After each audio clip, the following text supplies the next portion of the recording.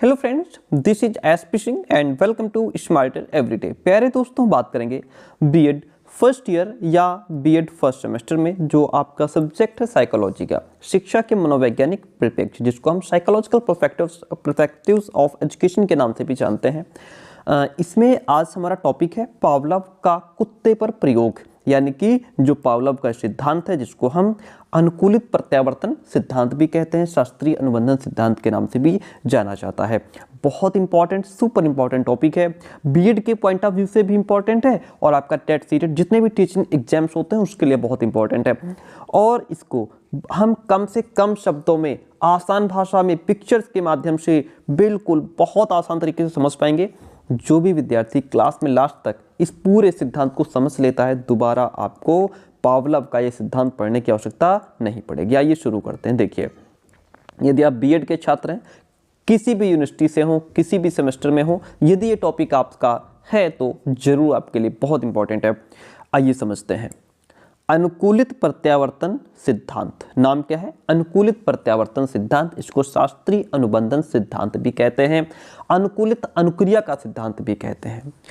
इसका प्रतिपादन IP Pavlov ने, आईपी पावलोव का पूरा नाम क्या है? इवान पेट्रोविच पावलोव, इन्होंने किया था। वह रूस का निवासी था और प्रसिद्ध शरीर वैज्ञानिक था। रूस का निवासी था और बहुत फेमस शरीर वैज्ञानिक था।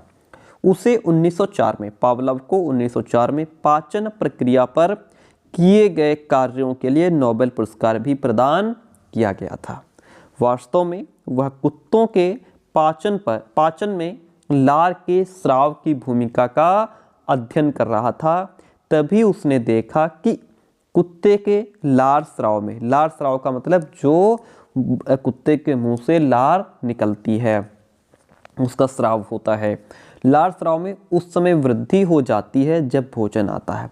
वैसे तो नॉर्मली तो हल्की फुल्की लार निकलती है, लेकिन जब कुत्ते के सामने भोजन आता है तो उस लार में वृद्धि हो जाती है, अधिक मात्रा में लार का स्राव होने लगता है और भोजन लाने वाले का पदचाप सुनाई देता है। जैसे ही भोजन लाने वाले का पदचाप यानी कि उसके चलने की आवाज़ सुनाई देती है तो कुत्ते के लार में वृद्धि हो जाती है, क्योंकि वो समझ जाता है कि अब मेरे लिए भोजन आ रहा है।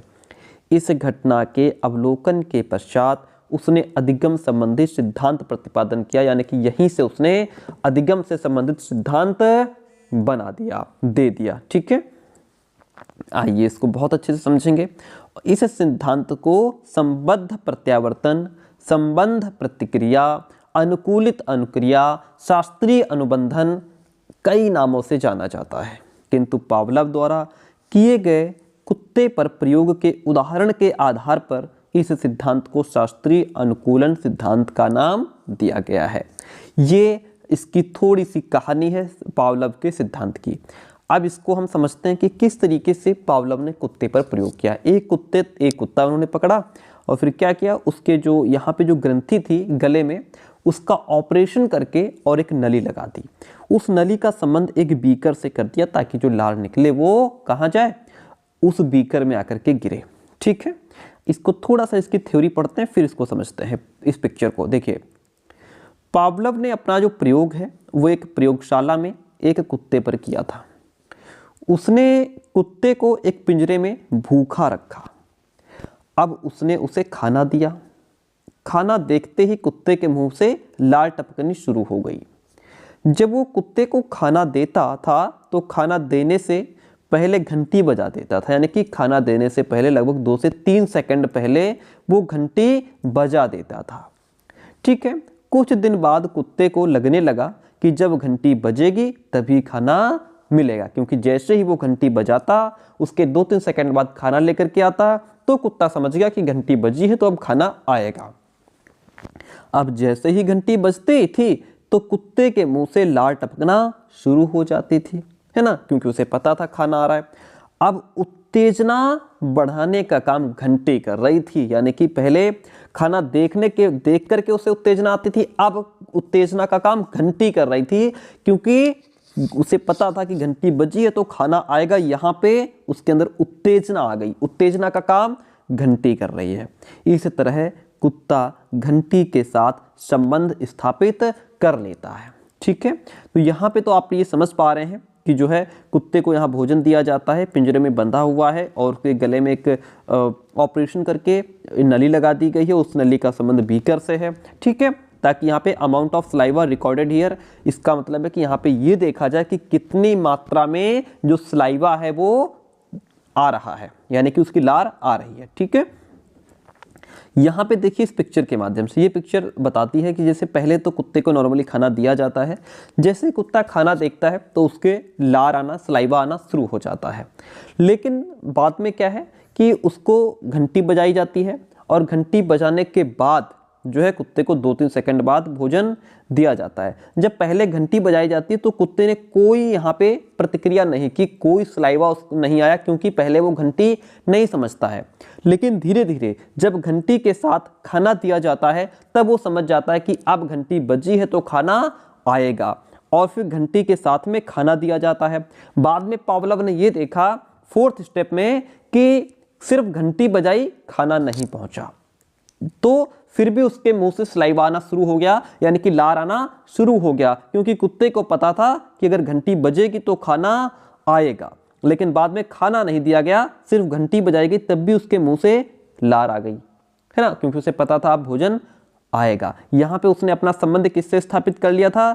घंटी से। उत्तेजना का काम कौन कर रहा है? घंटी कर रही है। ऐसे कई बार दोहराया गया, तो कुत्ते ने कुछ दिनों तक तो घंटी पर अपना जो है कि प्रतिक्रिया दी कि घंटी बजी है तो खाना आएगा, घंटी बजी है तो खाना आएगा। लेकिन जब धीरे धीरे समय व्यतीत होता चला गया तो फिर कुत्ते के मुंह से लार आना भी बंद हो गई, क्योंकि अब वो समझ गया था कि घंटी बजने पर भी खाना नहीं आ रहा है। तो यहाँ पे घंटी के साथ संबंध स्थापित किया गया। आज के मनोवैज्ञानिकों ने पावलोव के अनुकूलित प्रत्यावर्तन को शास्त्रीय अनुकूलन यानी कि क्लासिकल कंडीशनिंग की संज्ञा दी है। क्या कहा है? क्लासिकल कंडीशनिंग कहा है इसको। ठीक है, चलिए तो यहाँ पे अब आगे बढ़ते हैं। जैसे शास्त्रीय अनुकूलन जो सिद्धांत है, इसके कुछ स्टेप्स हैं, इसके कुछ चरण हैं। जैसे पहला है उद्दीपन, उद्दीपक सामान्यकरण, स्टिमुलस जनरलाइजेशन। ये शास्त्रीय अनुकूलन जो सिद्धांत है इसके चरण है।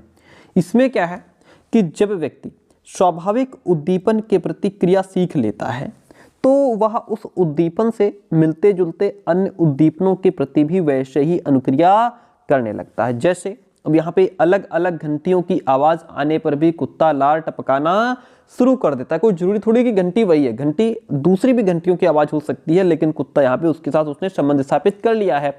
तो वही बात कह रहा है कि जब व्यक्ति स्वाभाविक उद्दीपन की प्रतिक्रिया सीख लेता है तो फिर उसी उद्दीपन से मिलते जुलते जो अन्य उद्दीपन होते हैं उसके प्रति भी वो वैसी ही एक्टिविटी करने लगता है।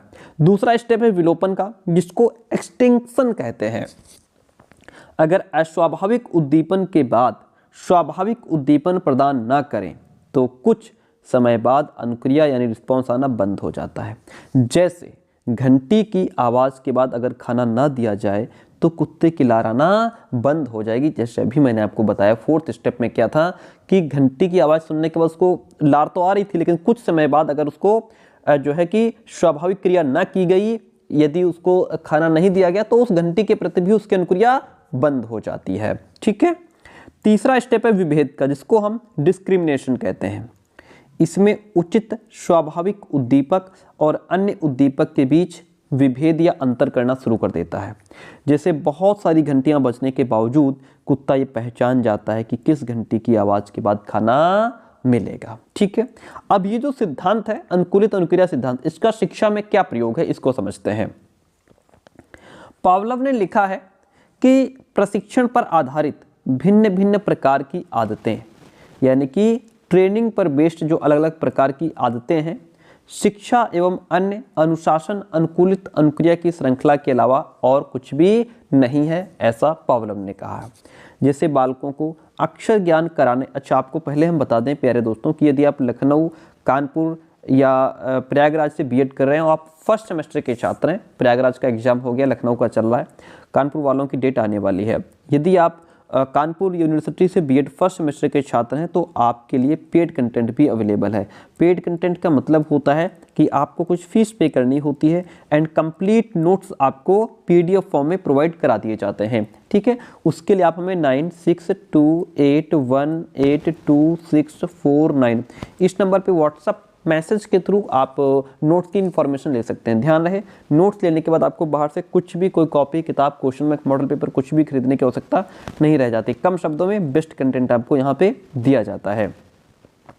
तो यहाँ पे इनका जो फर्स्ट स्टेप है, ये कहते हैं कि बालकों को अक्षर ज्ञान कराने एवं शब्दों का अर्थ सिखाने के लिए भी इस सिद्धांत का प्रयोग किया जा सकता है। ये अभ्यास के द्वारा ही संभव है। जब हम बच्चों को अभ्यास कराएंगे तो वो उनका अधिगम होगा, वो लर्निंग कर लेंगे, अक्षर का ज्ञान उनका हो जाएगा, शब्दों का अर्थ वो समझने लग जाएंगे धीरे धीरे। ये सिद्धांत शिक्षण अधिगम की प्रक्रिया में अभ्यास के महत्व पर बल देता है, यानी कि प्रैक्टिस पर बल देता है। जिस तरीके से कुत्ते को अभ्यास हो गया था कि अब जैसे ही घंटी बजेगी तो खाना आएगा, उसको एक अभ्यास हो गया था धीरे धीरे, तो उसके प्रति वो अनुक्रिया करना शुरू कर देता था।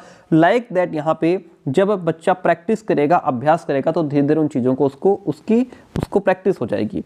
इस सिद्धांत के माध्यम से बालकों में विकसित बुरी आदतों को भी दूर किया जा सकता है। ये सिद्धांत छात्रों में निहित आवश्यकताओं की पूर्ति पर बल देता है। इस सिद्धांत के द्वारा शिक्षक बाहरी बाधाओं पर नियंत्रण भी कर सकता है।